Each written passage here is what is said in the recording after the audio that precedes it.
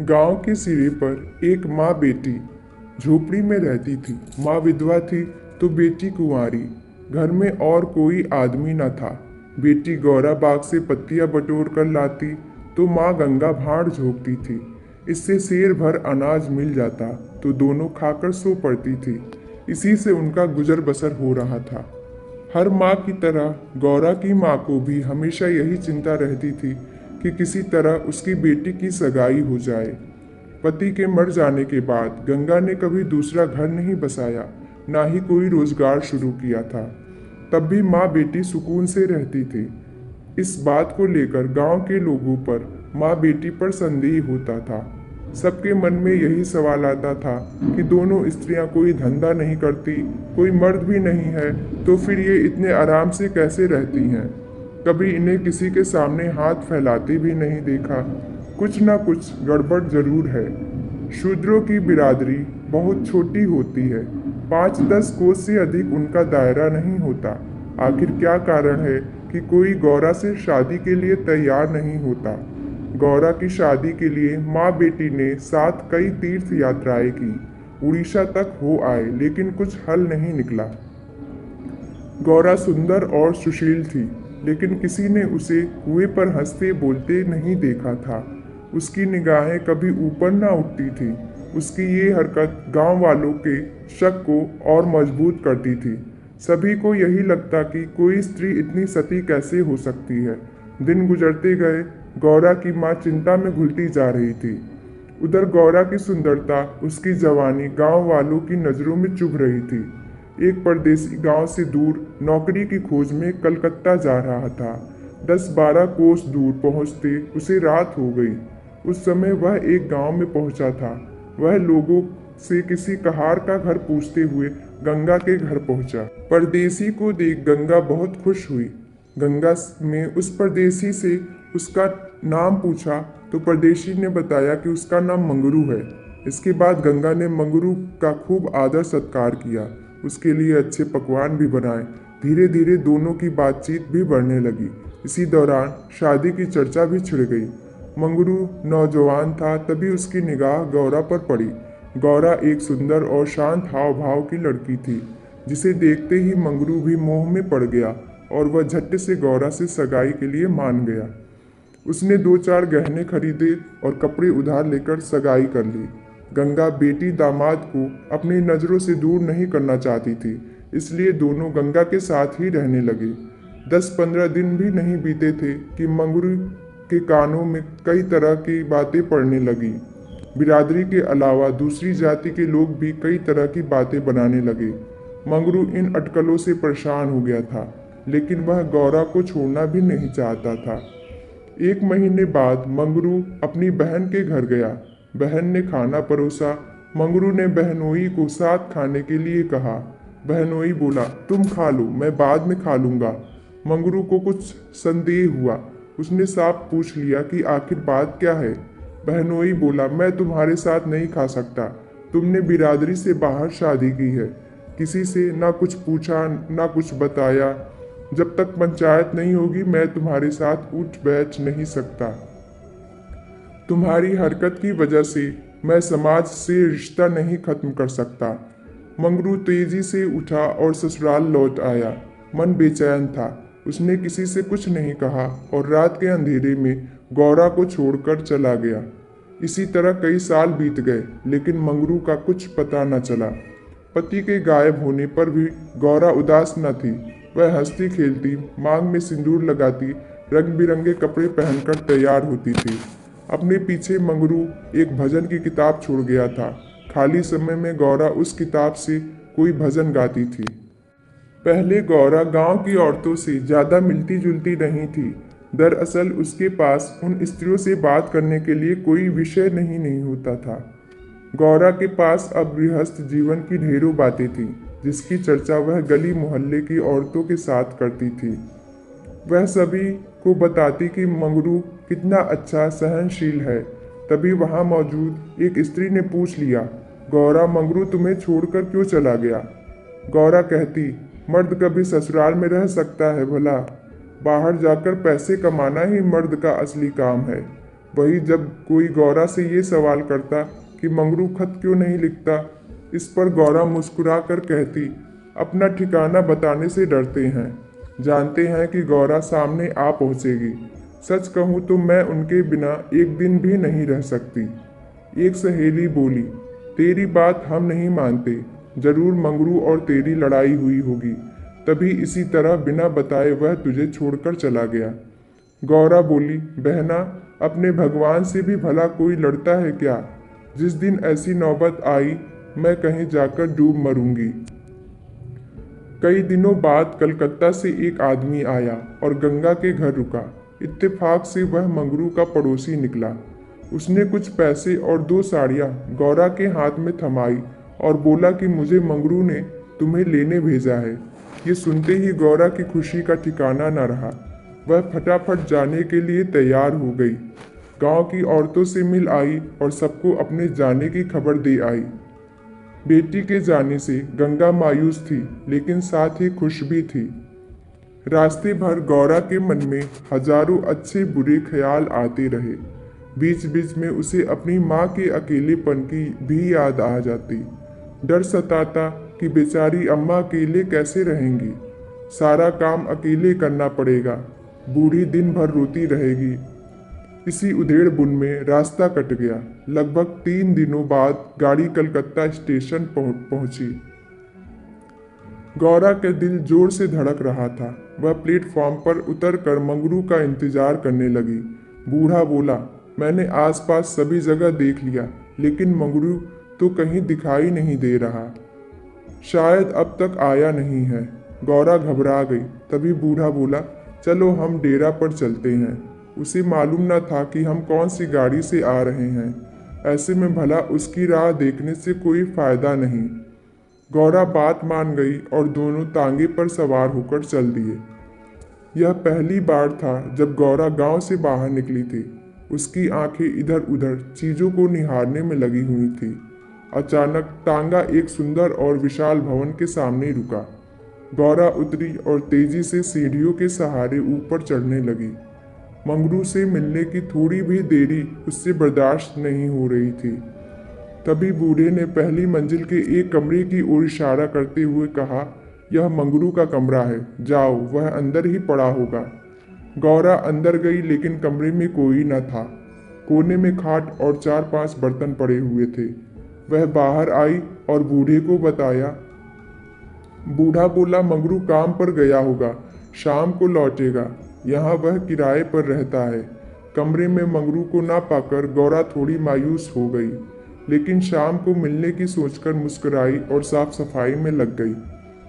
उसने कमरे में झाड़ू लगाया, बर्तन धोए, नहा धोकर शाम का इंतजार करने लगी। राह देखते देखते देर शाम हो गई, लेकिन मंगरू का अब तक कोई पता न था। गौरा का मन फिर घबराने लगा। घना अंधेरा छा गया था, परंतु कमरे में एक दीपक तक न था। जब भी किसी की आहट होती तो गौरा को लगता मंगरू आया होगा, लेकिन दरवाजे पर कोई दस्तक न होती थी। कुछ देर बाद दस्तक हुई। गौरा दौड़ी और दरवाज़ा खोला। सामने बूढ़ा खड़ा था। गौरा बोली, वो अब तक आए क्यों नहीं? बूढ़ा बोला, अभी मैं मंगरू के दफ्तर से ही लौटा हूँ। साहब ने बताया कि मंगरू का ट्रांसफ़र हो गया है। मंगरू ने साहब से कई मिन्नतें की, लेकिन किसी ने उसकी एक न सुनी और दूसरी जगह भेज दिया। मैं दफ्तर से उसका नया पता ले आया हूँ। कल सुबह तुम्हें जहाज पर बैठा दूंगा, फिर तुम अपने मंगरू के पास चली जाना। गौरा घबरा कर बोली, जहाज में? कितने दिन का सफ़र होगा? बूढ़े ने कहा, कम से कम 8 से 10 दिन तो जरूर लगेंगे, लेकिन घबराओ मत, तुम्हें कोई परेशानी नहीं होगी। तय बात के मुताबिक अगले दिन गौरा बूढ़े के साथ मंगरू के पास जाने के लिए निकली। बूढ़े ने उसे जहाज पर बैठाया और विदा किया। जहाज जैसे जैसे किनारे से अलग हो रहा था, वैसे वैसे गौरा को लग रहा था कि अब उसकी अम्मा, गांव सब पीछे छूट रहा है। चारों ओर पानी पानी देख गौरा का मन अजीब हो रहा था। अनजान जगह में मंगरू को कहाँ खोजेगी, यह सोच सोच कर उसका दिल बैठा जा रहा था।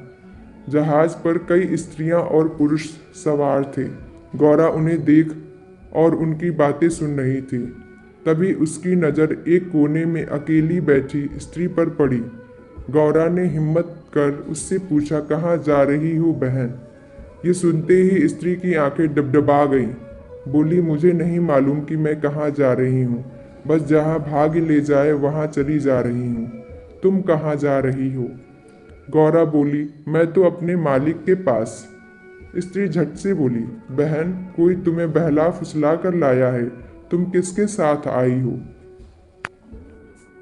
गौरा ने कहा, मुझे एक बूढ़ा ब्राह्मण यहाँ बैठा गया, मैं तो अपने पति से मिलने कलकत्ता आई थी। स्त्री बोली, किनारे पर जो लंबा दुबला पतला सा बूढ़ा था, जिसकी एक आंख फूली हुई थी, वही? गौरा, हाँ बहन वही। स्त्री बोली, बहन, उसी दुष्ट ने मेरा जीवन बर्बाद किया है। भगवान करे उसकी 7 पुश्तों को नरक नसीब हो। उस कपटी के कारण मैं किसी को मुंह दिखाने लायक नहीं रही। अब जा रही हूँ मिस्र देश, वहीं मेहनत मजदूरी करके गुजर बसर करूँगी। ये सब सुनकर गौरा के मुंह से बोल ना फूटे।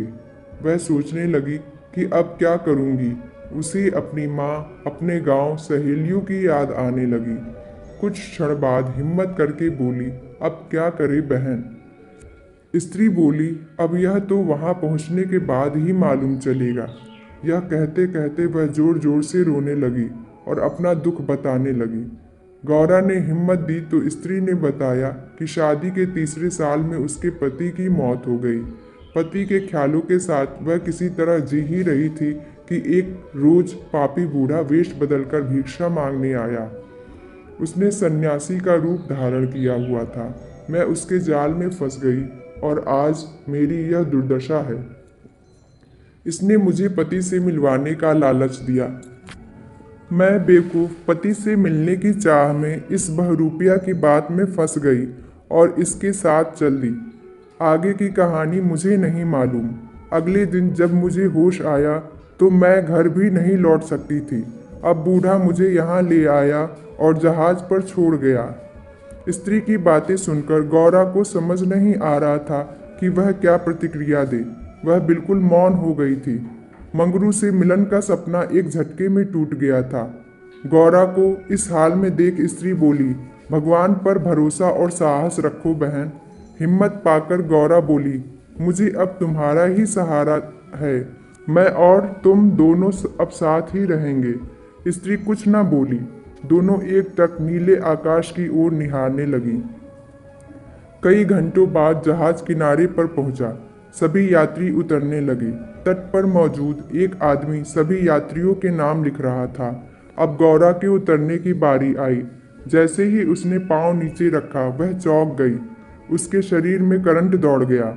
वह जड़ बन गई, ना कुछ बोल पा रही थी और ना ही पीछे से आवाज दे रहे यात्रियों की बात सुन रही थी। ऐसा लगा मानो दुनिया रुक गई हो। गौरा के सामने वह दृश्य था जिसकी उसने उम्मीद छोड़ दी थी। तट पर खड़ा व्यक्ति जो यात्रियों के नाम लिख रहा था, वह कोई और नहीं बल्कि मंगरू था।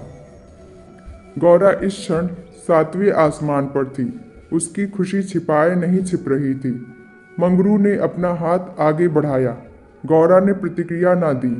इतने में यात्रा के दौरान मिली स्त्री ने गौरा को कोहनी मारी। गौरा लड़खड़ा गई। मंगरू ने उसे थाम लिया। स्त्री, क्या हुआ? इस आदमी को पहचानती हो? गौरा बोली, बहुत अच्छी तरह से। ये ही तो वे हैं जिनसे मिलने के लिए मैं घर से निकली। स्त्री बोली, अच्छा तो ये तुम्हारे पति हैं? अब तो तुम मेरे साथ ना आओगी, मुझे भूल जाओगी। गौरा बोली, क्या ऐसा भी हो सकता है भला? तुमने मुझे सहारा दिया है। मंगरू इन दोनों से दूर अपने काम पर लगा हुआ था। वह यात्रियों से जानकारियां जुटाने में व्यस्त था। गौरा कोने में खड़ी मंगरू को निहार रही थी। कुछ देर बाद उसका काम खत्म हुआ और वह गौरा के पास आया। मंगरू, तुम कौन हो? क्या नाम है तुम्हारा और कहाँ से आई हो? गौरा मंद मंद मुस्काई और बोली, गौरा नाम है हमारा, मदनपुर बनारस से आए हैं। मंगरू ने उसका हाथ थाम लिया और आंखों में आंसू लिए बोला, भला तुम यहाँ आई कैसे? गौरा ने उसके आंसू पोंछे और चौंक कर बोली, तुमने ही तो बुलावा भेजा था, सो मैं आ गई। मंगरू को समझ नहीं आया कि गौरा क्या कह रही है। उसने बोला, मैंने कब बुलावा भेजा? भला मैं तो पिछले 7 सालों से यहाँ कैद हूँ, चाह कर भी घर नहीं जा सका। गौरा घबरा कर बोली, तुमने बूढ़े को नहीं भेजा था मुझे लाने के लिए? मंगरू बोला, बिल्कुल नहीं। गौरा का मन छोटा हो गया। उसने इस जवाब की आशा न की थी। गौरा गुस्से में बोली, मैं कल ही यहाँ से चली जाऊंगी, मुझे तुम पर बोझ नहीं बनना। मंगरू बोला, अब तुम यहाँ से अगले 5 सालों तक नहीं जा सकती गौरा, यही यहाँ का नियम है।